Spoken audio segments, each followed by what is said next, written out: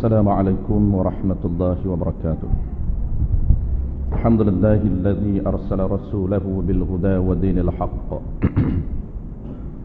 ليظهره على الدين كله ولو كره الكافرون. أشهد أن لا إله إلا الله وحده لا شريك له، وأشهد أن محمدا عبده ورسوله، صلوات الله وسلامه على هذا النبي الكريم وإمام المتقين وقائد الدعاة المجاهدين، وعلى آله وأصحابه أجمعين. اللهم علمنا ما جهلنا وانفعنا بما علمتنا واجعلنا من المخلصين. صلى الله على سيدنا محمد وعلى آله وبارك وسلم. Alhamdulillah Rabbil Alamin. Amma ba'd. Sama sekali malah sama-sama kita menyatakan setinggi-tinggi kesyukuran kehadrat Allah Subhanahu wa taala kerana dengan limpah kurniaannya dapat sama-sama kita berada dalam satu majlis ilmu, sama-sama kita membincangkan tentang satu perkara, satu tajuk yang menjadi kewajipan kepada kita untuk melaksanakannya secara Islam, iaitu muamalat Islam. Kerana muamalat Islam ini terutamanya jual beli, tuan-tuan, merupakan satu tajuk yang tidak dapat tidak mesti kita tahu, mesti kita belajar. Kerana ilmu jual beli ini kita terpaksa guna setiap hari. Tidak ada pilihan dalam proses pengurusan harta benda, maka kita nak kena guna ilmu muamalat, terutamanya jual beli.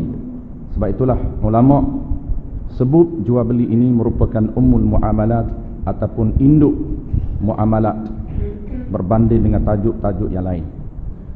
InsyaAllah kita sambung tajuk jual beli pada malam ini masih lagi dalam rukun yang kelima.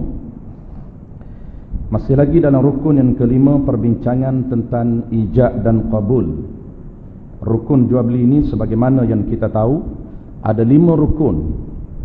Rukun yang kelima yang kita sedang bincang iaitu ijab dan qabul. Apabila sebut rukun, maka mesti sempurna rukun barulah kita namakan jual beli. Sebab itulah kita kena tahu satu persatu rukun, kerana rukun ini menentukan nama ataupun diri jual beli. Kalau 4 rukun sahaja, maka tidak dinamakan jual beli. Sebab itulah kita belajar satu persatu. Malam ni insya-Allah kita akan bincang tentang tajuk bai'ul mu'atah, iaitu jual beli tanpa ada ijab dan qabul. Sebelum kita masuk bai'ul mu'atah, maka kita kena ingat balik perbincangan kita tentang ijab dan qabul. Ijab dan qabul ini rukun yang kelima, rukun yang mesti ada, iaitu ijab dan qabul. Malam ni kita nak bincang jual beli yang tidak ada ijab qabul. Sebab itulah asas dia, kita kena tahu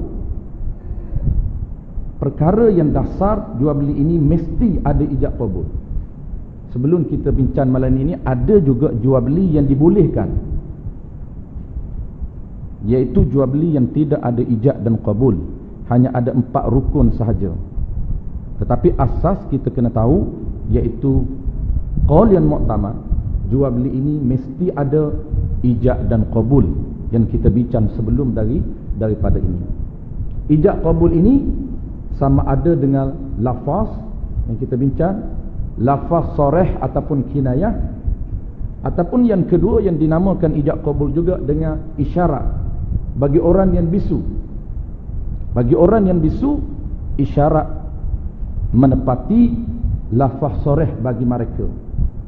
Adapun isyarat bagi orang yang natiq, orang yang seperti kita ini boleh bertutur, maka menepati lafaz kinayah.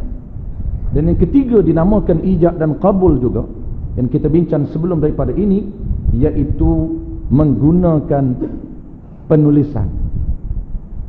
Maknanya ijab dan qabul kita boleh guna 3 bentuk. Pertama lafaz, yang keduanya isyarat, yang ketiganya ialah penulisan. Melalui tulisan, tidak menggunakan lafaz, tidak menggunakan isyarat, tetapi kita tulis ijab dan qabul di atas kertas ataupun atas cash bill ataupun atas invoice yang kita berikan kepada pembeli. Itu yang kita dah bincang sebelum daripada ini. Tetapi kita kena ingat bahawa rukun lain komplit. Ada penjual, ada pembeli, ada barang, ada harga. Cuma dia menggunakan lafaz melalui penulisan. Penjual ni dia tak nak ucap lafaz. Aku jual kepada kamu almari ni, contoh dia 500 dengan harga 500 tunai. Dia tak nak sebut lafaz.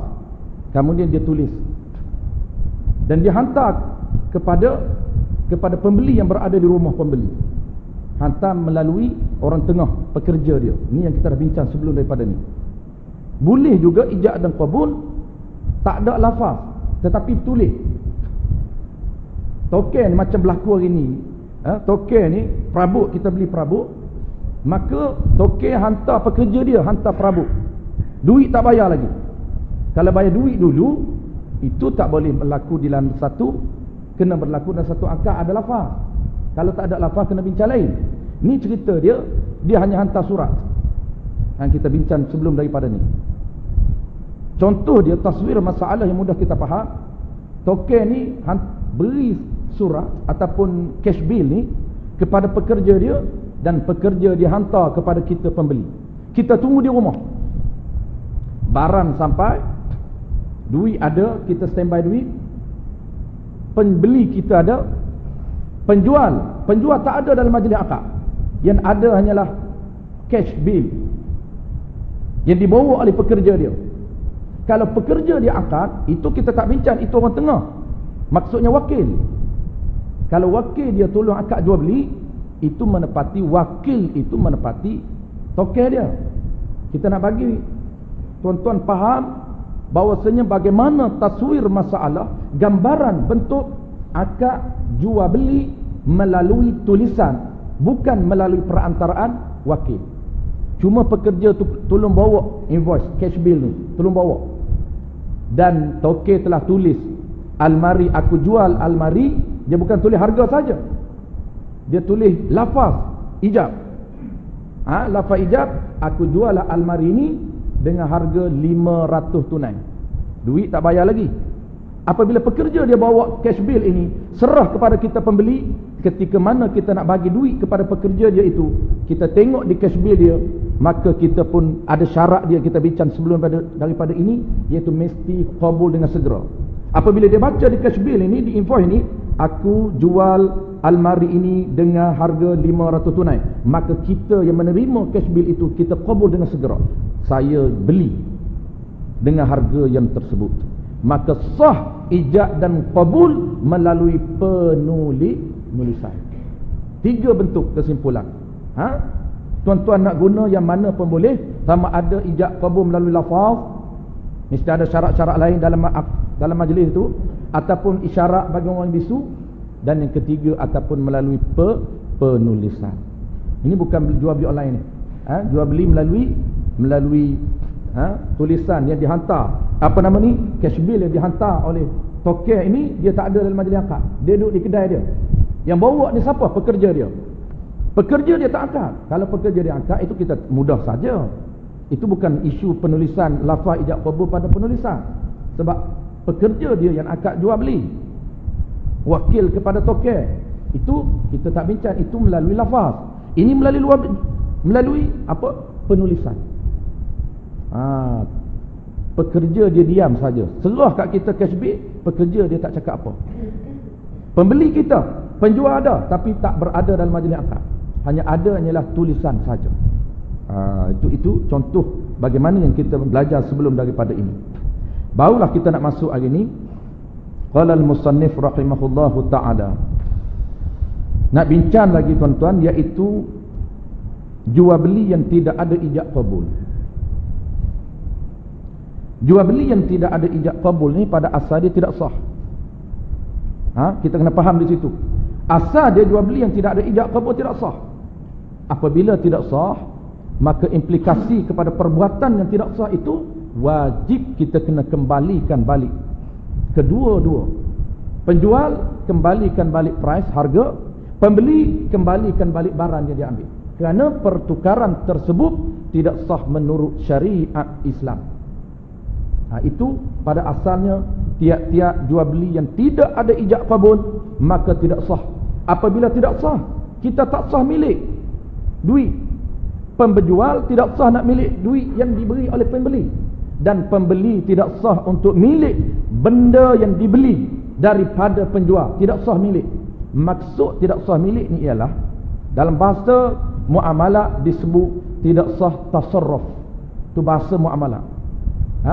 Bahasa kitanya ialah tidak sah untuk kita menggunakan harta tadi. Sama ada kita nak makan, kita nak guna, kita nak jual, kita nak hebah, kita nak sedekah, kita nak hadiah, semuanya tidak sah mengelola harta tersebut kerana tidak dibenarkan oleh Allah, oleh syariat. Melainkan kita kena kembali balik kepada tuan asal dia. Kalau masih lagi ada harta tadi, kalau tidak ada harta tadi, maka kita kena wajib dhaman, wajib ganti kedua belah pihak. Itu asal dia. Tetapi ada qaul dhaif yang kita nak bincang malam ni. Ada qaul dhaif, pendapat yang lemah.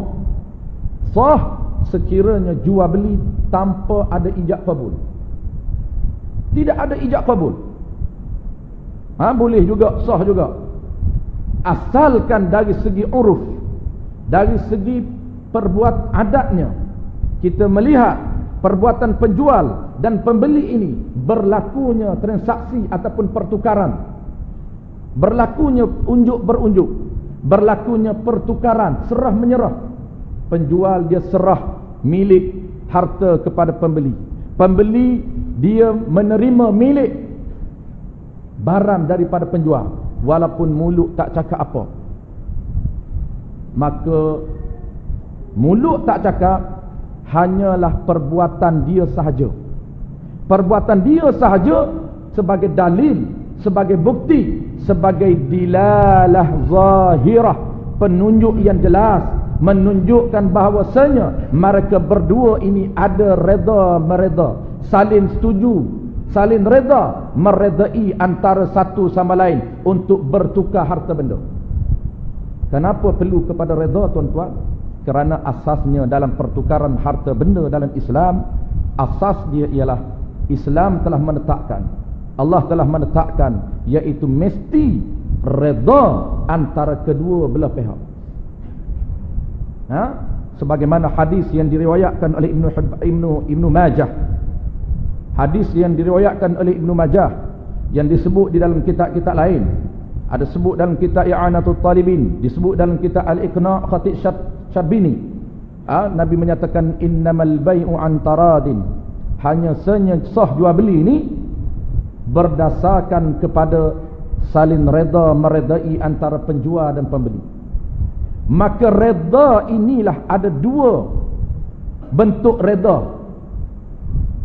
Ada dua pendapat menunjukkan reda ini ada dua. Pertamanya pendapat yang kuat, pendapat yang aqwalu dalilan, yang terlebih kuat nisbah dalilnya ialah mestilah reda ini dengan berlafaz melalui perkataan. Selagi dia tak lafaz, selagi itu dia tidak reda. Sebab itulah pertukaran harta benda dalam Islam, jual beli ataupun hebah ataupun sedekah sebagainya, mesti ada ijab dan qabul. Kerana lafaz ijab dan qabul itu membuktikan bahawa kedua belah pihak itu saling reda, saling setuju antara satu sama lain untuk pertukaran milik. Ini dalil yang kuat, kerana dilalah zahirah, petunjuk yang kuat menunjukkan bahawa kedua-dua pihak ini reda untuk berlakunya pertukaran milik, maka mesti ada lafaz. Dan bentuk yang kedua, bentuk reda juga kata ulama. Pendapat yang lemah, tapi lemah. Pendapat yang kedua ini lemah, tetapi kata ulama menunjukkan reda juga, iaitu hanyalah perbuatan sahaja. Perbuatan serah menyerah, tidak menggunakan lafaz. Lafaz dia tak cakap setuju, Lafaz dia tak cakap nak jual, dia tak cakap nak hadiah, dia tak cakap nak sedekah, tetapi perbuatan dia menghulurkan barang kepada pembeli, dan pembeli pula menghulurkan harga kepada penjual. Perbuatan itu menunjukkan tanda redha juga, kata ulama. Tetapi pendapat ini lemah. Pendapat ini lemah yang ditarjih oleh Al-Imam An-Nawawi. Kalau kita nak guna juga, ada syarat dia. Kita kena tahu, dan yang kedua kena taklif niat kita ikut pendapat Imam Nawawi yang lemah ini. Sebab tu kena tahu juga. Bukan kata tak tahu nak ikut macam mana. Kena tahu juga pendapat ini kalau kita nak ikut, maka kena taklif. Dia panggil niat taklif. Niat taklif ni niat aku ikut pendapat Al-Imam An-Nawawi rahimahullahu ta'ala. Boleh juga jual beli tanpa ada ijab qabul. Inilah yang berlaku hampir majoriti jual beli pada dalam masyarakat kita hari ni. Berlakunya transaksi tanpa ada ijab qabul. Sebab itulah kita kena tahu pendapat ini, dan pendapat inilah yang kita buat sekarang, yang apply sekarang ini. Baik, baru kita baca. Apabila kita dah bagi view kepada tuan-tuan, maka kita baca dia lagi mudah. Baik, qala al-musannif rahimahullahu ta'ala, kata pengarang kitab kita ini, dan tiada sah bai'ul mu'atah. Ini nama tuan-tuan, nama dia. Kita ingat. Nak ingat nama bahasa Arab pun tak apa, nak ingat nama dalam Melayu pun tak apa. Kata bahasa Arab payah nak sebut, ingat kod Melayu tak apa. Jangan tak ingat aja. Melayunya ni bai'ul mu'attah ni Arab. Tu Arab ni dia payah nak sebut, maka Melayu dianya apa dia Melayu? Yakni jual berberi-berian dan berida-ridaan keduanya penjual dan pembeli. Maknanya jual beli saling hulur menhulur, saling unjuk menunjuk, saling serah menyerah tanpa ada ijab qabul. Tu makna bai'ul mu'attah. Yakni jual berberi-berian. Beri-berian ni berunjuk-unjuk, berberi-berian, serah menyerah. Penjual serah milik, pembeli menerima milik. Ataupun mudah bahasa lain, penjual menyerah barang, pembeli menyerah harga. Tu saling serah menyerah, tapi tidak ada ijab dan qabul. Tapi tiada sah. Itu di cerita awal ni, tiada sah ni. Dan tiada sah bai'ul mu'attah. Apa dia bai'ul mu'attah? Yakni jual berberi-berian dan bereda-redaan keduanya antara penjual dan pembeli. Apabila tak sah tuan-tuan, apa hukum dia? Apabila tak sah, maka keluar hukum, dia panggil fa'ut tafriq. Maka wajib atas tiap-tiap daripada keduanya. Wajib atas tiap-tiap ni makna dia tuan-tuan, wajib syarak menekan kita tiap-tiap ala lil madarrah. Tiap masa wajib syarak tekan walaupun kita tak tahu. Sebab itu syarak suruh ambil tahu. Kita tak tahu pun tak sah, dan tak tahu pun syarak tekan kita, paksa kita untuk kembali balik harta yang tak sah itu. Kita tak tahu. Walaupun kita tak tahu, tetap hukum asal itu tidak berubah. Tetap syarat menekan setiap masa untuk kita kembali balik harta tadi. Itu dipanggil ala lil madarrah. Wajibu alaina, wajib ke atas penjual dan pembeli,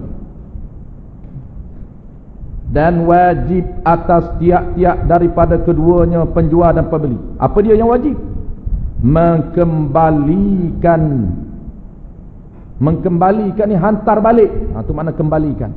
Hantar balik. Apa dia? Barang yang diambil daripada taulannya, barang yang diambil daripada kawannya. Taulan mana kawan dia? Penjual, pembeli. Kalau pembeli, dia ambil apa? Dia ambil barang daripada penjual. Kalau penjual, nisbah penjual, dia ambil apa? Dia ambil harga, dia ambil duit daripada pembeli. Wajib kena hantar balik. Tu. Barang ni apa dia? Dua. Barang ni mabi', barang yang dibeli, dan harga. Kedua-dua tu kena hantar balik.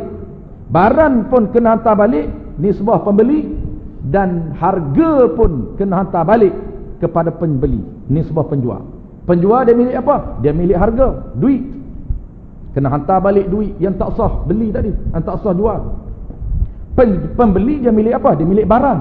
Barang dia ambil daripada penjual tak sah. Sebab dia tak sah milik. Ini baru tak sah milik dengan jual beli.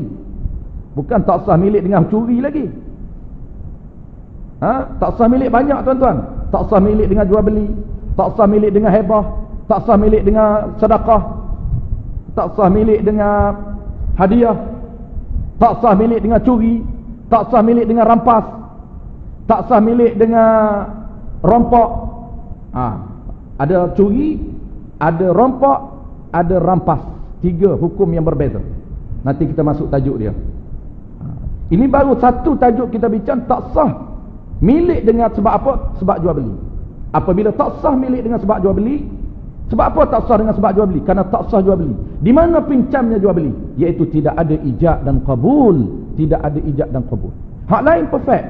Akid ada, penjual ada, pembeli ada, barang ada, harga ada, tapi ijab dan qabul tidak ada, maka tidak sah.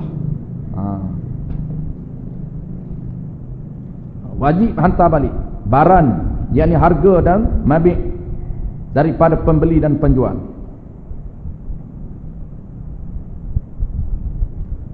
Hantar balik itu, wajib hantar balik itu, mengembalikan tu jika ada.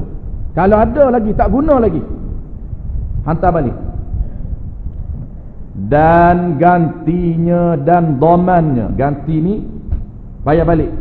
Ganti dengan harga standard. Barang tak ada dah. Kalau benda makanan dia dah makan habis dah. Kalau benda yang diguna dia dah guna habis dah, maka dia kena ganti. Ganti balik. Dan gantinya jika sudah binasa. Kalaulah hilang, wajib dia ganti. Dia dah makan dah makanan tadi. Jual beli tak sah. Dia dah makan dah, wajib ganti. Contoh di mana? Banyaklah contoh dia. Contoh di mana? Contoh mudah nampaknya, kita pergi kedai makan. Kita masuk kedai makan.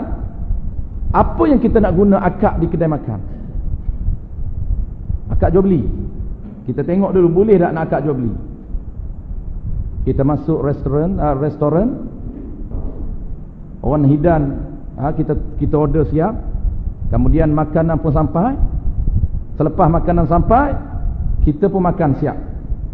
Selepas makan siap, kita pergi ke cashier nak bayar. Lepas kita bayar, cashier kata semua satu meja ni harga dia RM120. Kita pun bayar. Kebiasaannya tuan-tuan, majoriti yang berlaku pada hari ini, kita bayar tanpa ada angka apa. Bayar apa tu? Bayar makan. Bayar kerana kita makan tadi. Iyalah, tahulah, bayar kerana makan. Tapi apa akad yang kita nak guna? Kerana akad dalam muamalat ni banyak.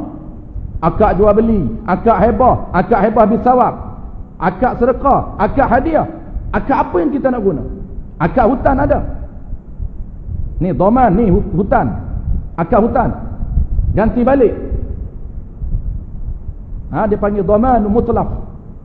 Akad kita kena bayar balik benda yang telah kita hilang, benda harta benda yang telah kita rosakkan, harta benda yang telah yang hilang dalam milik kita, tapi bukan milik kita harta tadi, milik orang lain, kena ganti balik. Contoh mudah nampak tuan-tuan, banyak contoh. Kita ambil contoh di restoran. Apa akad yang kita nak guna? Biasanya kita hollow duit saja tanpa ada akad. Ada juga setengah tu dia akad jual beli. Cashier pun kata jual 120, jual. Dia pun jawab beli. Maka kalaulah dia jawab beli, walaupun cashier menyatakan ijab dia jual, maka haram nama dia. Dia panggil aqdun, dia panggil akad yang fasidah. Aqdun fasidatun haramun. Akad yang rosak, haram hukum di sisi Allah. Kalau nak akad, bagi akad yang sempurna. Jangan bagi binasa akad tadi. Ataupun jangan bagi akad tadi rosak menurut syarak. Mana rosak dia? Kita akad jual beli sedangkan rukun jual beli tak sempurna. Penjual ada, pembeli ada, mabih tidak ada. Barang telah kita makan dah. Kita dah belasah satu meja dah. Kita dah makan satu meja. Tiba-tiba kita nak bayar. Sedangkan dalam rukun jual beli, ketika mana berlaku serah menyerah, kita serah duit ataupun harga, penjual mesti menyerah barang. Dia mesti berlaku serah menyerah di dalam akad jual beli. Mesti berlaku serah barang, belah pihak penjual dan pembeli mesti kita serah harga. Tak boleh dia nak serah, kita serah harga saja, dia tak serah barang, kerana dia serah barang awal lagi. Maka serah barang awal tadi tidak lulus dalam nak akad jual beli, kerana akad jual beli mesti berlaku dalam satu majlis. Nanti semua kita akan belajar rukun yang lain. Ni baru satu rukun. Ni baru satu rukun. Tak boleh kita nak akad jual beli, kerana barang tak duduk dalam perut kita dah. Dia nak makan ni, tuan-tuan kena milik dulu. Tu asas dia. Benda asas kita nak milik benda, nak makan tu, kita kena milik dulu. Sebelum kita nak makan tu, memang dia hantar cashier ni, pekerja waiter ni, dia hantar kat kita, dia beri kat kita. Sungguh pun dia beri kat kita. Kita kena milik di atas mana-mana akad dulu, baru kita boleh guna. Sama ada guna nak makan, sama ada guna nasi tadi nak heboh kepada kawan kita, nak hadiah kepada kawan kita. Kita kena akad dulu sebelum makan. Ini kita dah makan dah tanpa milik. Maka jual beli pangkah awal, tak boleh akad jual beli. Dalam kaedah restoran ni tuan-tuan, dalam kedai makan ni, kita boleh buat jual beli, kita boleh berlaku beberapa akad ketika mana berada di kedai makan.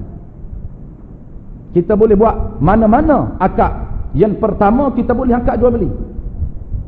Yang pertama kita boleh akad jual beli sekiranya menepati rukun jual beli. Kita masuk kedai yang layan diri. Kita ambil pinggan, kita ambil nasi sendiri, kita buh lauk yang kita suka, kita hantar dekat cashier. Cashier kata harga RM5, kita pun bayar. Berlaku akad, semua perfect, berukun. Ada penjual, ada pembeli, ada harga, ada mabik, nasi ada ijab kabul. Kita kata saya belilah nasi ini dengan harga RM5 satu pinggan. Komplit. Boleh menggunakan akad jual beli. Yang kedua kita nak guna akad apa? Kalau sekiranya jual beli tak boleh tuan-tuan, jangan akad jual beli. Barang kita makan dah, jangan akad jual beli. Kita kena akad apa dia? Kita boleh akad yang kedua ni, iaitu kita boleh akad hutang. Ini kita nak contoh ni akad hutang. Kita boleh akad hutang, tapi kena tahu dulu harga setiap nasi, kita kena tahu. Kena maklum, dia panggil. Setiap harga kita kena tahu. Sebab tu reda. Reda ada satu sup mangkuk, satu mangkuk sup ini harga RM5, kita reda nak bayar. Kita bukan pukul borun, semua kira siap 120. Tak tahu apa 120 tu. Kita kena tahu, dia punya setiap harga kita kena tahu, maklum harga dia. Sup harga RM5, tom yam harga RM7, nasi goreng harga RM7. Semua total dia ialah 120. Kita makan 10 orang, contoh dia. Akad hutang ni tuan-tuan, macam mana cara kita nak apply akad hutang? Kita sampai barang tu depan kita, jangan makan lagi. Kita kena milik dulu, iaitu milik melalui hutang. Kita suruh dia kira berapa semua ni. Dia kata semua tu harga dia 120. 120 kita tak nak bayar lagi. Dia pun cakap tak apa tak bayar, makan dulu. Kita pun hutang, akad hutang kita akan bayar selepas kita makan. Tu dia panggil akad hutang. Tak bayar lagi. Maka buat ketika mana kita dah tahu harga dia, harga nasi semua ni yang kita makan 10 orang kawan kita ni, harga dia 120. Kita tak bayar lagi. Kita cakap dekat cashier, sat lagi saya bayar. Maksud kita tu hutang lah. Ataupun kita nak lafaz jelas, saya hutang dulu sekejap lagi saya bayar. Takut dia terkejut pula. Orang kita ni bunyi hutan, dia tak tahu bahawa hutan 2 minit takjil pun nama hutan. Dia bunyi hutan, ingat nak bayar, ingat tak nak bayar, dia tak bagi. Jangan hutan, kena cash. Memanglah cash ni kena bayar terus. Ni tak nak bayar lagi, saya nak makan dulu, saya makan sejam baru saya bayar. Maknanya hutan sejam ataupun 2 minit dipanggil hutan. Tak hulul, dia panggil hulul ni makna tunai. Tunai ni mesti serah menyerah dalam akad majlis yang sama. Tu dia panggil cash, hulul dalam muamalah. Ada pun tangguh, walaupun 2 minit dia tangguh, maka dipanggil hutan. Kita minta dengan cashier, saya makan dulu, sekejap lagi saya bayar. Ataupun bahasa direct dia, saya hutang dulu. Bagi dia terkejut sikit. Saya hutang dulu nak bayar bila? Cukup gaji. Dah, sekejap lagi saya bayar. Tak gaduh tunggu bergaji. Sekejap lagi saya bayar. Dia panggil hutang lah. Itu secara tatbik muamalah, praktikal muamalah. Dua akad yang kedua, akad hutang. Kita makan dulu. Apabila kita akad hutang, tuan-tuan, kita milik melalui hutang. Maknanya nasi depan kita dah milik. Baru kita boleh makan, baru kita boleh bagi dekat kawan kita. Nasi aku tak habis ni, aku sedekah kepada kamu, aku hadiah kepada kamu. Barulah kita boleh milik nasi itu melalui apa? Melalui hutang. Kita dah makan habis, maka kita kena ganti. Tu panggil hutang tu. Ini di sini doman, maka kena ganti balik. Lepas kita makan, kena ganti makanan yang kita makan tadi. Ganti dengan apa? Dengan harga yang standard. Dah disebut tadi harga tadi. Tu 2 contoh. Ada lagi. Biar dulu. Boleh 2. Ada boleh kita buat banyak lagi. Ada boleh 4, semua boleh buat. Tapi kita sebut malam ni 2 dulu. Akad pertama jual beli, kalau boleh. Akad yang kedua hutang. Akad yang ketiga habis sawak boleh. Yang ketiga habis sawak. Tu biar dulu tu. Tuan-tuan faham 2 cukup dulu. Maknanya masuk makan dalam kedai makan selepas daripada ni, kalau tak boleh berlaku jual beli, kita akad hutang. Kira semua dulu, baru kita akad hutang.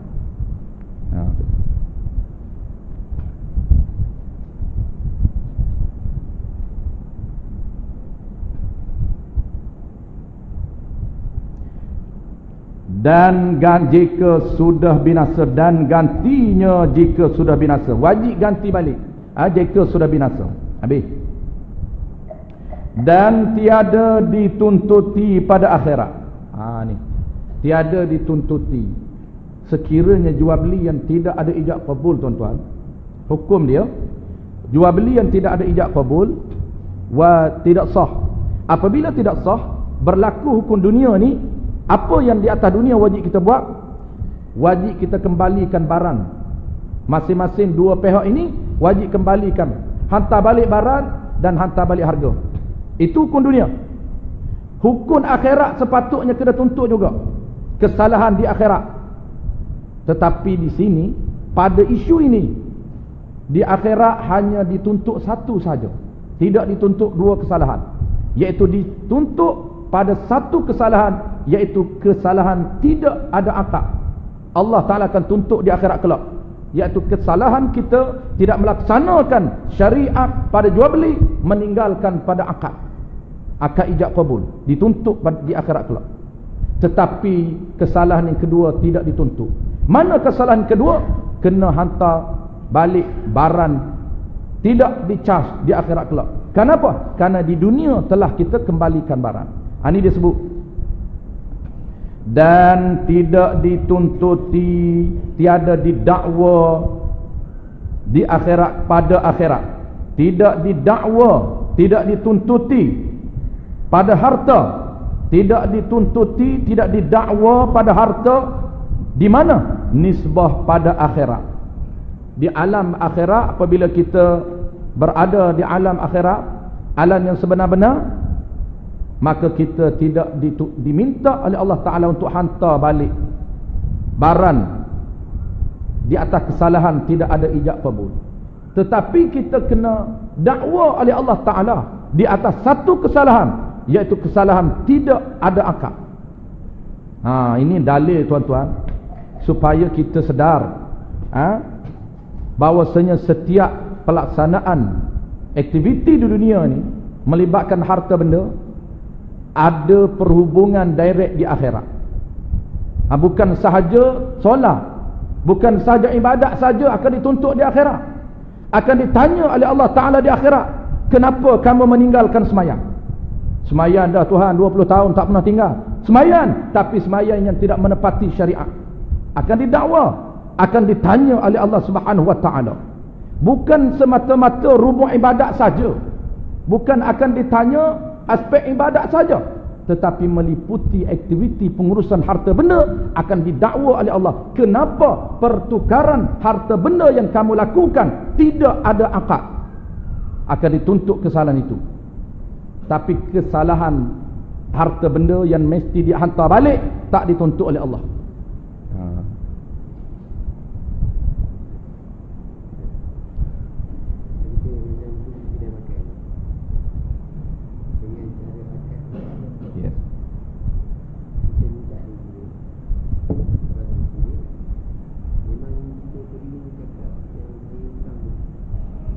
Kita lafaz ini ada dua. Kalau kita nak soreh, kita cakap jelas, saya hutang. Kalau kinayah kita cakap sat lagi saya bayar. Itu kinayah, menunjuk pada hutang. Ataupun kita nak qaul yang dhaif, tidak ada lafaz, boleh senyap, tak cakap apa, makan, tapi niat dalam hati kita, aku hutang. Mana milik, aku milik nasi ini dengan cara hutang. Itu qaul dhaif, tidak ada lafaz. Kita boleh pilih nak menggunakan qaul mu'tamad, menggunakan lafaz. Lafaz ada dua. Soreh, sebut saya hutang dulu ni. Ataupun yang kedua, kita kinayah, tak guna lafaz yang direct. Kita guna lafaz yang secara tak langsung, indirect. Kita kata sat lagi saya bayar.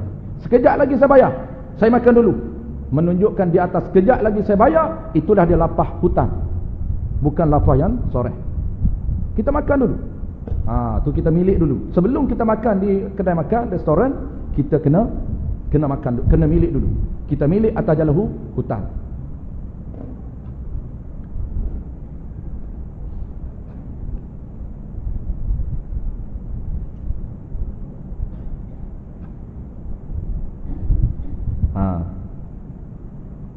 Senyap pun tak apa. Senyap itu dia panggil apa? Dia panggil qaul yang dhaif. Kita hutang tapi tak cakap pun kat dia. Senyap. Kita niat aku ni hutang. Makan dulu. Cakap bahaya juga. Cakap hutang dia tak nak bagi. Kita pun senyap makan. Saat lagi sampai cashier, sejam kita makan semua orang makanan atas meja habis dah kita sapu, maka kita nak pergi bayar. Ni saya nak bayar hutang. Dia tahu hutang apanya? Bayar sekarang tak hutang lah. Saya makan tadi. Tu hutang lah tu. Hutang sebenar-benarnya hutang. Takjil ni menangguhkan bayaran walaupun seminit kita tangguh. Dia panggil hutang.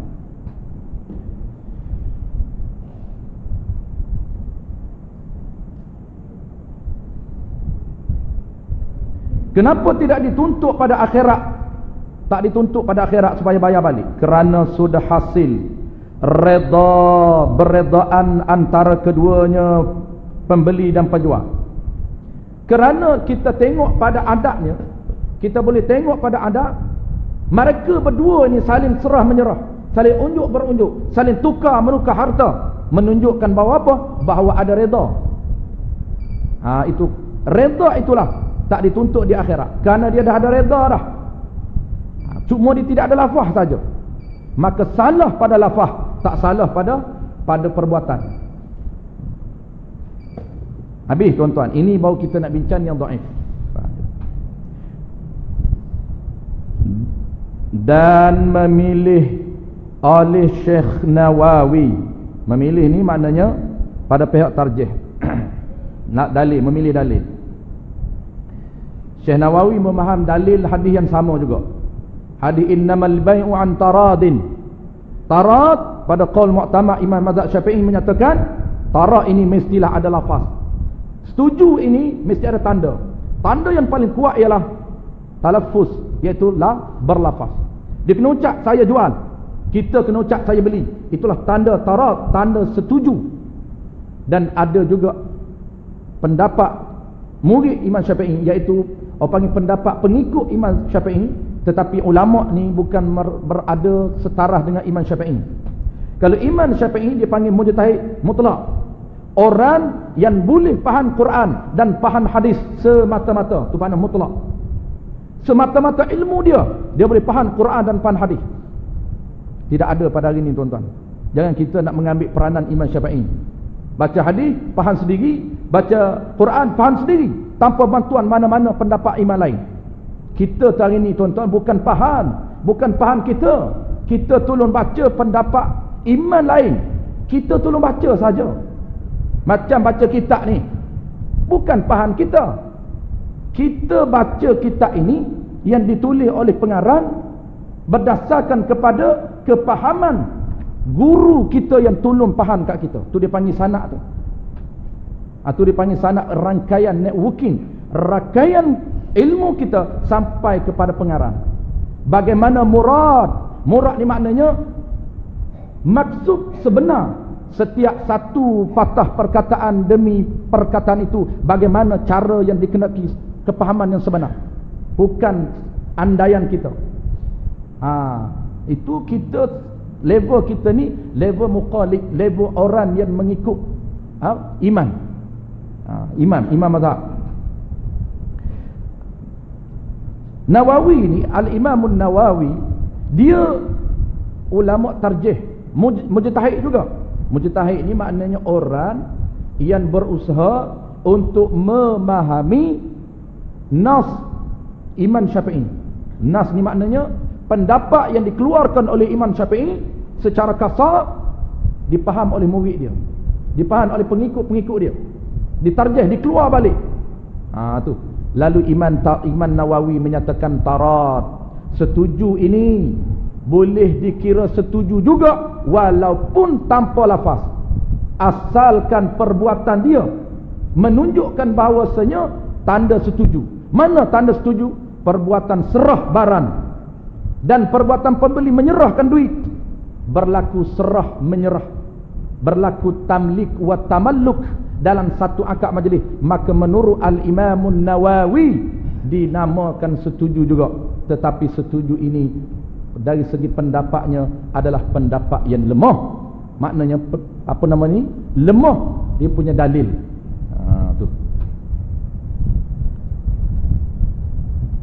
Dan memilih oleh Syekh Nawawi dan perhimpunan daripada ulama. Bukan Nawawi saja, ada ulama lain juga.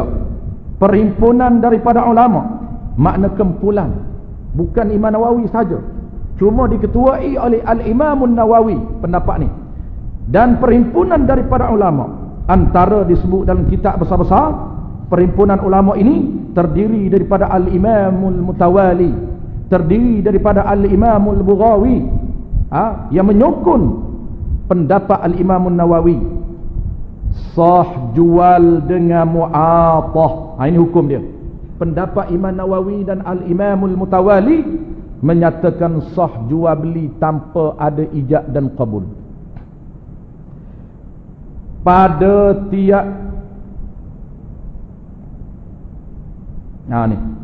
tiap-tiap barang yang dibilan akan dia oleh orang akan jual.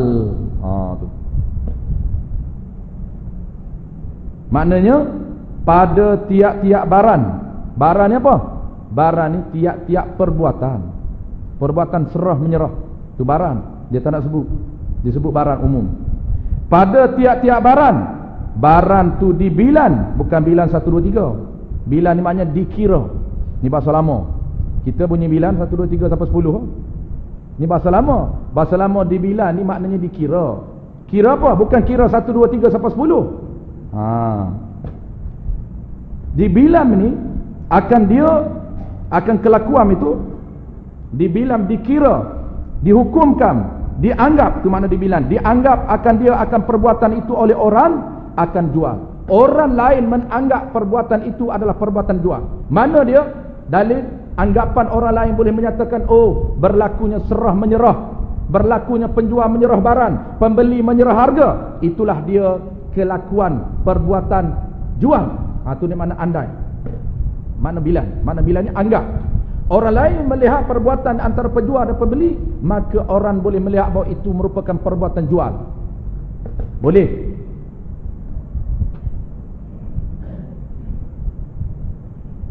Habis tuan-tuan, ada lagi pendapat. Ni. Tapi kita buat rumusan sekejap lagi. Pendapat yang ketiga,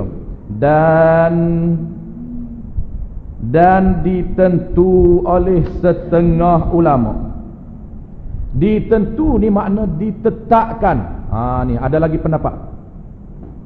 Dan ditentu oleh setengah ulama. Ditetapkan hukum oleh setengah ulama lain. Siapa dia setengah ulama lain ni? Dia tak sebut nama. Kalau kitab besar dia sebutlah. Antaranya Ibnu Surah, dan Ar-Ruyani, Al-Imam Ar-Ruyani, Al-Imam Surah, Ibnu Surah menyatakan harusnya mu'atah, jual beli tanpa ada ijab qabul dengan sesuatu barang yang hakir. Sesuatu barang yang hakir, yang lekeh, yang murah. Makna hakir ni, lekeh ni kecil-kecil, barang yang murah. Tak apa barang murah ni tidak ada ijab qabul. Ni ada satu pendapat yang dikeluarkan oleh Ibnu Surah, yang dikeluarkan oleh Al-Imam Ar-Ruyani. Barang yang tidak, barang kecil, barang harga murah seperti gula, gula-gula, beras, roti, murah harga dia, tidak perlukan ijab qabul, kata Al-Imam Ar-Ruyani. Dia panggil barang-barang yang hakir, barang yang kecil tak perlu. Kita beli paper harga RM1 lebih je akhbar. Hulur saja duit dia RM1, beli Cosmo harga RM1, kita hulur RM100, kita ambil paper. Tak cakap apa. Boleh. Menurut pendapat Al-Imam Ar-Ruyani dan Ibnu Surah, tidak perlu ijab qabul sekiranya barang itu kecil. Tapi kalaulah tanah, kalaulah beli rumah, kalaulah beli kereta, barang yang besar, barang harga mahal, perlu pada ada ijab dan qabul. Ada pun Imam Nawawi tadi tak kira. Barang harga mahal, harga murah, sama aja, tak perlu ada ijab qabul. Tapi ada pendapat yang kedua ni, hak mahal ada ijab qabul, tapi yang murah saja tak apa, tidak ada ijab qabul. Seperti daging, ni ya, contoh yang barang yang murah, dan roti, dan seumpamanya, seumpama daging dan roti, dan sayugianya. Kitab lama dia banyak sayugia. Makna sayugia ni sepatutnya, sewajarnya, seeloknya, semestinya kita taklid. Taklid ni niat ikut. Ni niat ikut. Nak ikut mazhab lemah, pendapat lemah, kena niat ikut. Tu kena tahu dulu syarat dia. Macam kita buat zakat lah. Zakat apabila kita mazhab kita tidak ada, kita nak buat, mazhab kita tak boleh. Mazhab Syafi'i nak bayar duit, tak boleh bayar dengan duit. Mazhab Syafi'i kena bayar zakat fitrah dengan beras. Kita nak mudahkan, nak simpulkan dia, kena niat taklid ikut mazhab Hanafi. Kena niat. Sebab kita nak guna mazhab orang lain. Bukan tak niat, pakai keluar tanpa niat. Tu kena ada syarat dia. Ni di sini dia kata kita taklid niat ikut orang yang ulama yang mengatakan dengan harus itu mu'attah. Sebab apa kena niat ikut ulama yang harus? Supaya keluar daripada dosa, supaya kita tidak berdosa. Supaya kita tak berdosa. Ni dosa ke apa tuan-tuan? Dosa ke tak ijab qabul. Dosa ke tak ijab qabul. Sebab rukun yang kelima kena ijab qabul. Tak ijab qabul, haram, berdosa. Dah lah haram dosa, tak sah milik pula. Apabila tak sah milik, kena hantar balik. Isu dia tak hantar, maka lama dah, kena ganti balik. Tak ganti, nampak tak? Tu, maka dia kata sayugia sepatutnya kita kena taklid pendapat ni. Jadi kesimpulan tuan-tuan, kita buat kesimpulan daripada bai'ul mu'attaf ini. Bai'ul mu'attaf ini asal dianya tak sah jual beli bai'ul mu'attaf. Tak sah jual beli yang tidak ada ijab qabul, tak sah. Sebab apa? Sebab kita dah sebut awal tadi, jual beli rukun yang kelima mesti ada ijab dan qabul. Kalaulah jual beli yang tak ada ijab qabul, holor duit, ambil barang senyap tanpa ada apa, maka tidak sah. Tu asal dia tak sah. Kerana apa? Kerana qaul yang muktamad. Ini yang pertama, rumusan kita nak buat ada 3 pendapat. Kerana pendapat yang pertama, jual beli ini wajib ada ijab dan qabul. Rukun yang kelima. Ini pendapat yang pertama, qaul yang muktamad. Wajib jual beli ini kena ada ijab qabul. Itu asas. Sebab tu dia wajib. Kena ada asas dia. Rukun dia kena ada ijab qabul. Baik, sekiranya kita tak mampu nak buat ijab qabul, tak nak buat ijab qabul, tak nak ni kenapa? Boleh jadi kita yang tak nak. Boleh jadi kita tak nak. Kita tak nak ijab qabul sebab kita nak pilih hak nombor 2. Boleh jadi juga kita nak ijab, nak qabul, tetapi pihak penjual tak nak ijab, maka tak boleh berlaku jual beli. Dia hulur dengan senyap. Dia hulur barang kat kita, kita hulur barang duit kat dia, kita dah sebut saya beli dia tak nak cakap jual. Ni kenapa nak kena ada pendapat yang kedua. Pendapat pertama tak boleh buat. Tak boleh buat ni boleh jadi kita tak nak buat, ataupun yang kedua ni kita nak buat. Kita dah belajar, nak praktik, nak tatbiq muamalah Islam dalam masyarakat. Apabila berurusan harta benda dengan kawan kita, kita nak melaksanakan syariat Islam, nak ijab qabul. Saya beli tak nak sebut dia saya jual, dia tak nak sebut. Paling kurang pun dia kata terima kasih saja. Kita tak ucap sama-sama lagi, sebab kita nak ucap jual dulu, baru kita nak ucap sama-sama. Dia ijab dengan terima kasih. Qabul kitanya sepatutnya sama-sama lah. Itu qabul kita, tu ijab Melayu tu. Dia Melayu ni ada ijab cantik, ijab qabul Melayu terima kasih tu nilai budaya kita, akhlak kita. Tetapi kita kena gabung dengan Islam, tuan-tuan. Kena gabung dengan Islam, barulah sempurna. Islam ajar macam mana, budaya Melayu kita ajar macam mana. Budaya Melayu kita, tuan-tuan, ini bukan jual beli. Jual beli dia ijab. Kalaulah orang beri heboh kepada kita, heboh ni mana pemberian percuma, maka kita ni Melayunya diajar kepada kita dalam masyarakat kita, nilai-nilai murni yang diajar dalam masyarakat Melayu kita, mesti dia kena kata terima kasih. Tuan-tuan beri kat saya harta benda, tuan-tuan beri minum kat saya ucap terima kasih, maka tuan-tuan pun jawab sama-sama. Itu pemberian heboh ataupun hadiah ataupun sedekah. Tetapi dalam Islam, tuan-tuan, diajar kepada kita nak cantik lagi combine di antara Islam dan Melayu. Bukan kita suruh gugurkan tak payah ucap terima kasih, tapi tambah lagi Melayunya, apa dia? Tambah lagi Islamnya, apa dia? Dalam Islam, tiap-tiap orang beri percuma kepada kita, beri harta benda kepada kita, sama ada percuma atau hadiah sedekah heboh, kita disunatkan dapat pahala. Tu sunat. Disunatkan berdoa, menyatakan ajarakallahu fima a'tait wa fima abqait. Tapi itu panjang. Yang paling pendeknya ajarakallah. Sunat Nabi kata, apabila kita diberikan harta benda kepada kita, orang beri sedekah pada kita, beri hebah kepada kita, beri hadiah kepada kita, maka kita nyatakan ajarakallah. Ajarakallah maknanya moga-moga Allah beri pahala kepada kamu. Itu doa. Dapat pahala kepada kita. Dia ni pula dapat pahala. Pahala memberi dan pahala kita berdoa kepada dia. Barulah kita kata terima kasih. Islam pun kita buat, Melayu pun kita buat. Tapi akhir zaman Islam dia tinggal, hanya tinggal Melayu. Tak apa lagi lah tinggal Melayu, tak tinggal langsung, tak terima kasih pun dah. Tapi tak apa pun, tak sempurna Islam lah. Tinggal Melayu je lah. Terima kasih orang Kedah, terima kasih ya. Sama-sama. Ajarkallah hilang dah, tuan-tuan, hari ni. Ada di mana? Di bayar zakat. Bayar zakat ni sebab dia kena baca skrip. Terutamanya amir-amir ni kan kena baca skrip, baca doa kan. Doa. Baca doa. Ada lagi tinggal di bayar zakat. Sebenarnya bukan saja bayar zakat. Umum apa saja pemberian harta, pemberian pada kita. Sama ada orang beri zakat pada kita, kita dapat duit zakat, ataupun kita dapat duit hebah, ataupun kita dapat duit milik hadiah, kita dapat harta daripada orang lain dengan cara sedekah, sunat kita kata ajarakallah. Nak panjang lagi, fima a'tait wa fima abqait, panjang doa dia. Kena tahulah doa tu, jangan sebut saja tak tahu. Ajarakallah ni maknanya semoga Allah beri pahala kepada kamu.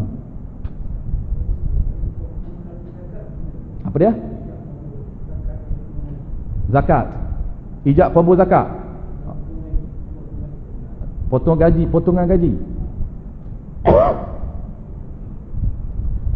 Jadi mazhab Syafi'i, sebab tu kita sebut selalu kita bincang ni mazhab Syafi'i. Mazhab Syafi'i tuan-tuan detail. Sebab tu kebanyakan dalam masa atau dalam praktikal harian kita ni, banyak kita pindah kepada mazhab lain. Antaranya potongan gaji. Potongan gaji secara auto itu bukan mazhab Syafi'i. Itu mazhab lain. Mazhab lain dia simple sedikit daripada mazhab Syafi'i. Syafi'i dia detail. Dia tak boleh auto lagu tu. Kena milik dulu. Dalam mazhab Syafi'i milik ada dua. Dia detail. Milik yang sempurna, milik yang tak sempurna. Selagi mana milik kita milik tapi tak sempurna, duit tu masih dengan orang lain walaupun duit kita, tapi kita tak milik lagi, tak qobak. Maksud qobak ni tak terima dengan perbuatan. Kerana mazhab Syafi'i, milik yang sempurna mesti milik dengan perbuatan. Di bank tu tuan-tuan, ketika mana gaji kita ditransfer di bank, kita masih lagi tak milik sempurna kerana kita tak pegang lagi duit tu. Ni mazhab Syafi'i. Dipanggil milik apa? Dipanggil milik hukmi ataupun milik ghairu tam, milik yang tak sempurna, milik pada hukum. Maka mazhab Syafi'i milik pada hukum tidak boleh sedekah, tidak boleh bayar zakat lagi, tidak boleh disedekah lagi, tidak boleh dihebah lagi, melainkan atas jalan wakil. Tu pening pula. Biar dulu lah. Cuma cerita dia potongan gaji, potongan zakat gaji itu melalui online itu bukan cara mazhab Syafi'i. Mazhab lain, Maliki dan Hanafi. Zakat begitu juga. Orang lain tolong buat keluar zakat, kita tak milik lagi, maka tak sah. Mesti kita milik sempurna dulu, baru kita boleh buat keluar zakat. Kena milik sempurna dulu. Maka milik ni ada dua. Satu milik sempurna, milik dengan perbuatan, dipanggil qobak. Dalam mazhab Syafi'i tuan-tuan, milik yang tak sempurna tidak sah dijual. Contoh tuan-tuan nampak dulu. Milik yang tak sempurna, milik melalui ijab dan qabul. Al-ijab wal qabul lil mulk, lit tamalluk. Ijab dan qabul itu untuk milik. Wal qabdu, dan milik perbuatan itu adalah lil mulkitam. Qabak itu, ini istilah dan muamalah. Qabak ni tuan-tuan istilah muamalah. Makna apa qabak? Makna milik dengan perbuatan. Milik dengan perbuatan ini ialah lil mulkitam, untuk milik yang sempurna. Maka dalam mazhab kita Syafi'i, kalaulah milik yang tak sempurna, tidak sah kita tasarruf, tak sah jual, tak sah sedekah. Milik yang sempurna baru sah jual. Macam mana milik yang sempurna? Okey, saya juallah handset saya ini kepada tuan-tuan, kepada tuan dengan harga RM1,000. Dalam majlis akad, duit dah beri dah. Tuan beri duit kat saya RM1,000, duit dah ada dah. Pertukaran duit. Penjual ada, pembeli ada, barang ada, duit ada, ijab qabul ada. Saya jual lah handset ini dengan harga RM1,000. Pembeli ni dia pun terima. Saya belilah handset ustaz ni dengan harga RM1,000. Dia serah duit, saya terima duit. Saya terima pegang duit dia ni. Maknanya saya qabak, barulah milik yang sempurna duit ni. Dah pegang. Ijab dan qabul milik tapi tak sempurna. Sedangkan pembeli tuan-tuan, ijab qabul dah jadi milik dia, dah lagi handset jadi milik dia, tapi sempurna tak lagi milik dia, tak sempurna. Kenapa? Kerana dia biarkan handset depan saya, dia tak qabak, dia tak pegang. Apabila dia tak pegang, dia biarkan kat situ, milik dia tapi tak sempurna, maka sekiranya dia nak jual kepada orang lain, tiba-tiba ada dalam ramai-ramai yang berkenal handset ni, dia kata boleh tak saya nak handset tu, dia kata ambil, saya dah beli dengan ustaz tadi. Dia penjual lah, tanpa diqabak dulu, tanpa dipegang dulu, maka tak sah jual beli tersebut. Nanti kita akan belajar dalam tajuk khusus ada khabar. Kerana dalam mazhab Syafi'i dia detail lagi pada mazhab lain. Sebab itulah tuan-tuan, kita dalam minda kita install dulu bagaimana kaifiat cara-cara muamalah mazhab kita Syafi'i yang detail itu, barulah kita mudah faham mazhab lain. Tapi kalau kita ambil mazhab lain dulu, asah tapak mazhab kita tak tahu ke mana, problem juga. Tu dia panggil masalah problem tu. Orang Kelantan panggil masalah problem. Sebab apa? Sebab asah Syafi'i dia tak tahu. Kita kata tak sah, dia kata sah lah. Sudah. Kita kata tak sah mazhab Syafi'i, dia kata sah. Tanya dia kok mana sah, dia tak boleh tahu, tak boleh cerita. Dia tak tahu rupanya yang sah tu mazhab mana. Dia ikut mazhab mana. Bahaya. Tu nak cerita kat tuan-tuan, kena milik sempurna dulu. Qopak ni tuan-tuan, cuba bayangkan bagaimana hilangnya ilmu satu demi satu. Qopak ni last sekali. Kita tak hairan qabak ni hilang, tuan-tuan. Qabak ni, ilmu qabak ni dah hilang. Kita tak hairan. Kerana ijab dan qabul rukun yang kelima pun semakin hilang. Semakin orang tak buat dah yang qaul muktamad tadi. Orang jual beli tidak ada ijab dah qabul hari ni. Maknanya itulah tanda bagaimana ilmu Allah Ta'ala, syariat Allah Ta'ala hilang satu demi satu. Yang Nabi sebut akhir zaman ini, bagaimana satu demi satu hilangnya ilmu Islam akan diangkat oleh Allah Ta'ala. Sehinggalah tinggal akhir zaman apa dia? Sehingga tinggal semayan. Semayan syariat yang terakhir akan diangkat oleh Allah Subhanahu Wa Ta'ala sebelum berlakunya kiamat. Semayan. Kita tapih hari ini tuan-tuan, ada lagi orang semayan. Cuba tapih lagi. Semayan yang sah ke tidak sah? Ramai lagi orang semayan. Walaupun majoriti orang tak semayan ramai. Cuma kita kata orang semayan tu ada lagi. Walaupun hak tak semayan pun ramai. Tapi cuba kita tapih lagi, semayan yang sah ataupun tidak. Maknanya semayan sah, semayan yang menurut kaifiat, cara-cara yang diajar oleh ulama kita. Makna tuan-tuan bahasa mudahnya, semayan yang kena tahu, kena mengaji bab semayan. Macam mana kita semayan tak mengaji? Tak tahu. Lepas apabila tak tahu, dia tiru-tiru. Tu dia panggil semayan tiru-tiru. Tengok orang takbir Allahu Akbar, dia pun takbir Allahu Akbar. Tak tahu macam mana hak afdal takbir angkat tangan, macam mana mazhab kita Syafi'i. Afdal macam mana, yang tak afdal macam mana, dia tak tahu. Dia kira angkat saja. Tanya angkat tangan tu wajib ke sunat pun tak tahu.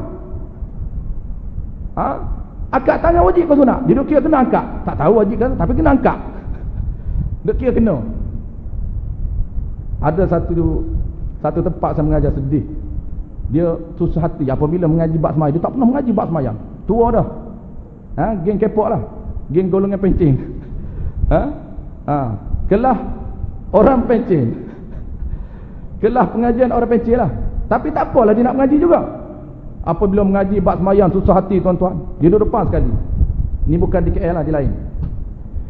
Dia kata dia angkat tangan, Ustaz, saya ni lama dah saya semayang, tapi jangan-jangan saya baca doa iftitah, inna salata, doa iftitah, jangan-jangan saya baca. Kata, kenapa tak baca? Saya tak ingat, Ustaz. Tak ingat nak apa. Dia duk ingat ke doa iftitah tu rukun. Dia rukun 13, tapi dia tak ingat 13 tu. Dia tahu rukun semayang 13, tapi dia tak boleh bilang 13. Cuma dia beranggapan bahawa doa iftitah tu, Allahu Akbar kabira, walhamdulillahi katsira, wa subhanallahi bukratan wa asila, wajjahtu wajhiya lillazi fataras samawati wal arda hanifan muslima. Panjang, tak ada nabah. Susah hati dia kata, saya jangan-jangan baca. Patut semayang saya macam mana, Ustaz? Kata, tak apa tuan, tak apa. Sebab apa? Sebab tu bukan rukun, tu sunnah. Tak baca tak apalah, maksud tak apa, tak ada pahala lah. Oh, dia baru lega. Oh gitu. Hak rukun hak mana? Baru nak tahu rukun. Penat juga. Semayang dah lama dah semayang. 50 tahun dah semayang. Tolak dengan hak balik lah. Pencing mana bulu. Tak apalah, pencing pun nak mengaji. Hak tak mengaji tu, tak apalah. Nasib baik lagi, Allah Ta'ala tolong dia lagi. Sebelum mati mengaji lagi. barulah kita cerita rukun sekian-sekian, barulah reda dia. Baik, sambung tuan-tuan. Habis ya, tu baru pertama. Pendapat yang pertama, ini rumusan, habis ni habis dah. Tak sambung dah, tak dekat. Bak tajuk lain, nak usah tajuk lain dah. Jangan bimbang. Jangan susah hati. Bila nak berhenti ni? Habis dah ni rumuh. Tapi rumuh pun lama juga. Waktu dah tahan ni. Ringkas-ringkasan tapi panjang ringkas pun. Jadi ringkasan ada 3 saja, cuma dia panjang. Pertamanya tuan-tuan, rukun jual beli qaul muktamad wajib kena ada ijab qabul. Tu pertama. Yang kedua, ini nasib baik. Ini pilihan kepada yang tak boleh tadi nak apply. Cerita tadi kita bukan tak nak berlaku ijab qabul, kita nak ijab qabul, tapi penjual tak nak sebut. Penjual tak nak kata saya ijab, saya jual. Kita kata saya beli, saya jual, tak nak cakap saya jual. Takkan kita nak pasal sebut jual, sebut. Takkan kita nak pasal dia. Ada juga. Ada soalan satu tempat, dia kata, ustaz, boleh tak kita paksa dia? Kita nak amal qaul muktamad ni, boleh paksa dia? Saya cakap cubalah. Cuba paksa, dia nak sebut, dia nak ikut ke tak? Dia kata kalau kita paksa, ustaz, paksa lagu mana? Saya tanya dia.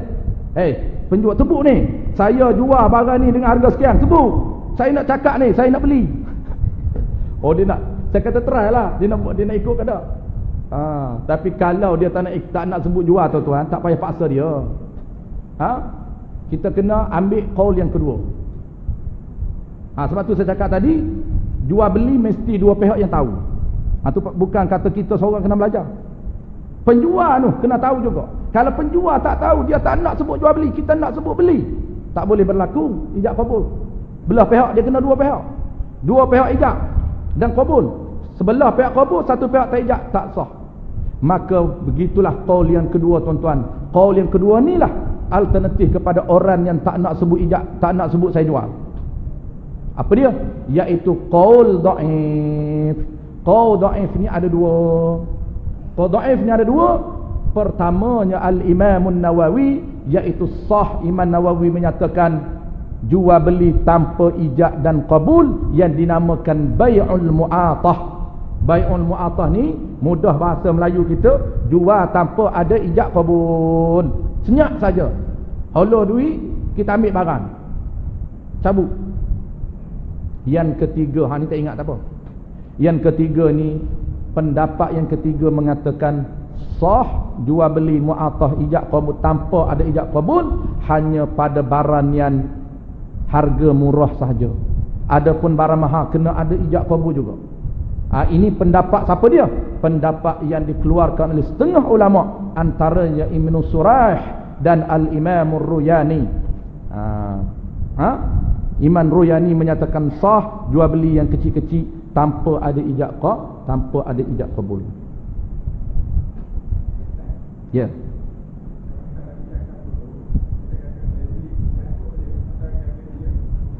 Okey, kalau dia angguk saja maka tak berlaku ijab qabul. Kalau dia kata ya, okey, boleh. Naam saja, ya, sah ijab qabul. Bolehlah berlaku di atas qaul muktamad. Boleh. Saya kata saya beli syarat lain kena komplit lah. Syarat kita tahu harga. Harga tahu. Penjual tu memang dia tahulah, dia tahu harga. Kita tahu harga. Kita kata saya beli harga ni, saya beli beras ni dengan harga sekian. Kita dah tahu, tak nak sebut harga. Kalau nak fullkan dia kena sebutlah. Saya beli beras ni dengan harga 10 kilo dengan harga RM35. Dia kata ya. Ya saja dia cakap, maka sah. Sah maknanya sah ijab qabul.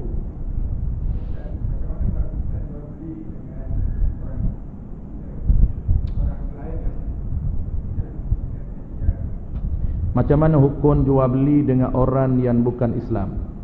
Jawab dia, muamalat Islam dengan orang yang bukan Islam sama saja. Maksud sama ni, sama pada hukum. Kalau hukum ijab dan qabul, mesti dia sebut ijab qabul.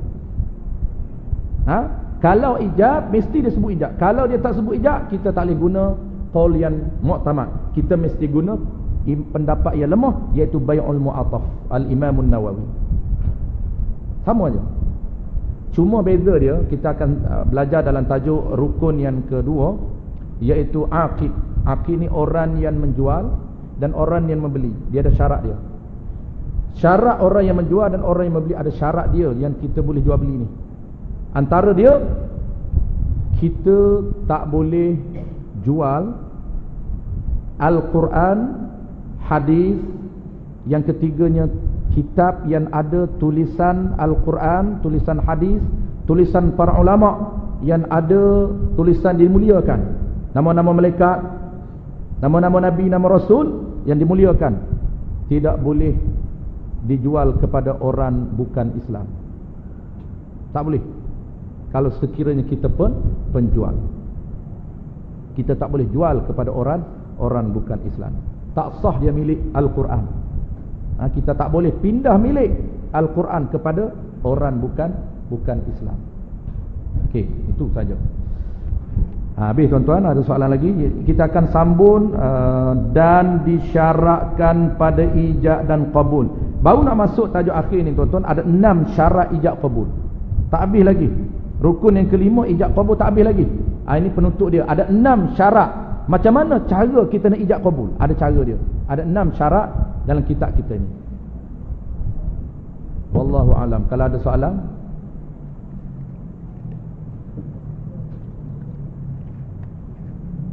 kalau tak ada, kira semua kira faham tu. Tu tak ada tu. Tak ada dia sebab dia faham semua. Ya.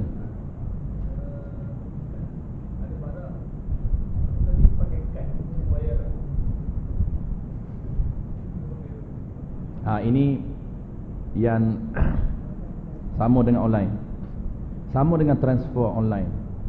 Apa hukum dan mazhab kita Syafi'i? Bayaran melalui kad kredit. Bayaran kad kredit. Kita pergi shopping hari ni, semua zaman digital ni tuan-tuan. Kita melangkah ke era digital ni. Semua era tak pakai duit dah, buat kad je. Tak ada duit pun dah poket, tapi ada kad. Kad kredit ada, duit tak ada pun. Jadi pembayaran melalui kad ni tuan-tuan sama juga dengan transport online, sama je hukum. Kita belian dengan transport online tu, Maybank to you, CIMB klik, sama je. Duit bukan, kita ni klik je, CIMB klik je. Bukan duit ada di tangan kita. Maybank to you, kita klik je, bukan ada di tangan kita. Sama juga dengan Visa card ataupun Mastercard, sama juga dengan kad kredit. Jadi cuma kita kena tahu mazhab kita asal dulu. Jadi mazhab kita pembelian melalui online ini tidak boleh berlaku di atas dasar akad belian. Tak boleh akad jual beli. Jangan kita akad jual beli. Contoh contoh sama je. Kita nak beli produk melalui jual beli online. Kita tengok produk dah ada. Tengok gambar. Bukan tengok betul pun. Itu pun tak lulus dah mazhab kita. Mazhab kita nak tengok syarat sah jual beli, kena tengok produk, kena tengok barang yang nak dibeli. Tengok barang, tengok diri, tengok gambar tak sah. Tengok gambar tak sah, maka kita tengok dalam online tu, internet tu, itu gambar bukan diri dia. Gambar yang mengiurkan. Gambar yang teknik marketing ni tuan-tuan, kita tahulah. Kena buat gambar yang cantik, power. Super power gambar tu, kerana dia boleh menarik kita untuk nak, baru nak, tak beli lagi. Baru nak tengok gambar yang cantik tu untuk nak berhenti tengok. Barulah kita nak baca dia punya khasiat dia. Kita dah cari lama dah produk sekian-sekian. Okay, kita tengok ada gambar, ada, kita tengok harga dia, kita setuju. Maka apabila kita setuju dah, kita hanya tengok gambar, tak lulus gambar mazhab Syafi'i, tak apalah, biar dulu. Kita nak tengok poin dia mana? Poin dia transfer online tu. Nak berlaku atas siapa transfer online tu? Gambar tak lulus, mabik tak lulus dah. Walaupun ada, tapi tengok gambar. Dia kena tengok diri. Okey. Lagi kita dah setuju, tengok gambar dah setuju, cerita dekat penjual, saya nak produk ni, dia cakap harga dia RM50. Okey, saya setuju. Dia kata you transfer lah. Besok saya post. Postage besok. Okey, kita pun nak transfer. Ketika kita nak transfer tu tuan, nak klik transfer, bayar 50 ke akaun dia tu, apa akad kita nak beri? Akad jual beli. tak sah jual beli. Bukan tak sah pada ijab. Ijab qabul, pada ijab qabul tak sah. Pada ijab qabul tak sah. Tapi pada penyerahan mabi' tak berlaku dalam akad jual beli. Yang kedua, penyerahan harga. Kita serah harga, kita tak serah harga secara hulul, secara tunai. Kita hanya serah melalui wakil. Maka di sini tuan-tuan, akad jual beli tak boleh. Apabila akad jual beli tak boleh, apa yang kita nak? Kadang-kadang ada juga orang bisnes online ni, apabila sampai barang, pembeli pun WhatsApp, cik saya dah terima barang, saya beli ya. Penjual pun cakap ya saya jual. Maka tak boleh. Produk dia terima, duit dia dah bayar seminggu. Produk biasa 3 hari, pun laju 3 hari sampailah. 3 hari lepas dia dah bayar. Dia baru terima produk. Apabila dia terima produk postage melalui pos laju, dia pun WhatsApp ataupun telefon kepada penjual, saya dah terima produk, saya beli ya. Penjual pun jawablah saya jual. Maka akad jual beli yang fasidah, yang rosak. Maka akad apa?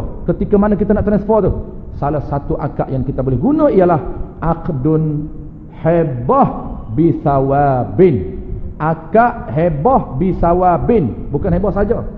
Hebah bisawab maknanya pemberian ketika mana kita nak on pembayaran transfer tu, kita anggap saya hebah kepada penjual ni sawabin, dan saya nak produk yang saya tempah tadi. Tu makna sawab. Kalaulah hebah semata-mata tidak ada sawab, dia panggil pemberian percuma tanpa ada imbang balas. Dia panggil hebah sedekah hadiah, 3 sama.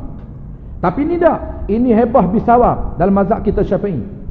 Inilah yang banyak kita kena apply. Belian online, belian transfer melalui kad kredit. Kita kena anggap aku beri itu beri apa? Hebah apa? Hebah bisawabin. Makna sawab ni, ada hati kita nak benda yang kita order tu. Maka dapatlah pahala menurut qaul yang mu'tamad. Hebah bisawab ni ulama kata dalam kitab I'anatul Talibin, ulama menyatakan hebah bisawab ni hakikatnya jual beli, zahirnya hebah, hakikat jual beli. Maka dapat pahala jual beli. Jual beli sebenar. Kenapa jual beli sebenar? Kerana ada imbang balas. Kita bagi duit, dia bagi produk. Tapi akad jual beli tak. Kalau akad jual beli cukup rukun 5, cukup syarat-syarat rukun, dia nama jual beli. Ni tak cukup rukun, tak cukup syarat, maka dia panggil hebah bisawab pada nama, pada hakikatnya ialah jual beli. Dapat pahala jual beli. Yang poin dia tuan-tuan, yang kita duk tukar harta benda, duk beli, duk pinjam, duk sewa, kita nak pahala. Level kita orang awam ni, level kita, standard kita orang awam ni bukan standard orang yang tinggi. Tinggi tu kerana perintah Allah. Peringkat kita ni duk nak collect pahala baru, niat pahala baru. Kenapa sembahyang nak pahala? Bukan semata-mata Allah suruh. Tu standard yang tinggi. Standard bawah ni nak pahala. Kenapa jual beli? Nak pahala. Nak milik harta melalui fakta yang sah. Makan pun dapat, pahala pun dapat. Orang bisnes tuan-tuan, kalau dia tahu cara muamalah Islam, untun dunia, untun akhirat. Bukan tagline saja kaya dunia, kaya akhirat. Bukan sekadar tagline dia, kaya dunia, kaya akhirat. Jom kita bisnes bersama. Sebab apa? Sebab kita nak jadi jutawan dunia, jutawan akhirat. Sebagaimana Abdurrahman bin Auf. Surah kita ni surah Abdurrahman bin Auf. Patutlah kena mengaji muamalah. Surah jutawan akhirat. Nabi menyatakan kepada Sayyidina Abdurrahman bin Auf, Nabi menggelarkan Sayyidina Abdurrahman bin Auf sebagai at-tijarul akhirah, saudagar akhirat. Jutawannya dia saudagar akhirat. Orang jutawan yang sebenar tuan-tuan, dia dapat harta melalui cara yang sah, dapat pahala. Dapat pahala, dapat harta. Dia berjual beli tuan-tuan, jual beli akad yang sah, jual beli dapat pahala. Barang dapat, orang berniaga pula mesti akad jual beli. Pahala melalui akad jual beli dapat, untung pun dapat. Duit pun dapat, untung pun dapat, pahala pun dapat. Tu dia panggil untun dunia, untun akhirat. Dunia kita boleh urus duit kita, dan cara pengurusan itu sah, dapat pahala. Wallahu a'lam. InsyaAllah tuan-tuan kita sambung hari lain di tajuk yang baru, iaitu 6 syarat sah ijab dan qabul. Bismillahirrahmanirrahim. Alhamdulillahirabbil alamin wassalatu wassalamu ala asyrafil anbiya'i wal mursalin wa ala alihi wa ashabihi ajma'in. Allahumma faqihna fid din wa 'allimna ta'wil waj'alna minal ulama'il 'amilin waj'alna minal mukhlisin. Wa sallallahu ala sayyidina Muhammadin wa ala alihi wa baraka wa sallam. Walhamdulillahirabbil alamin.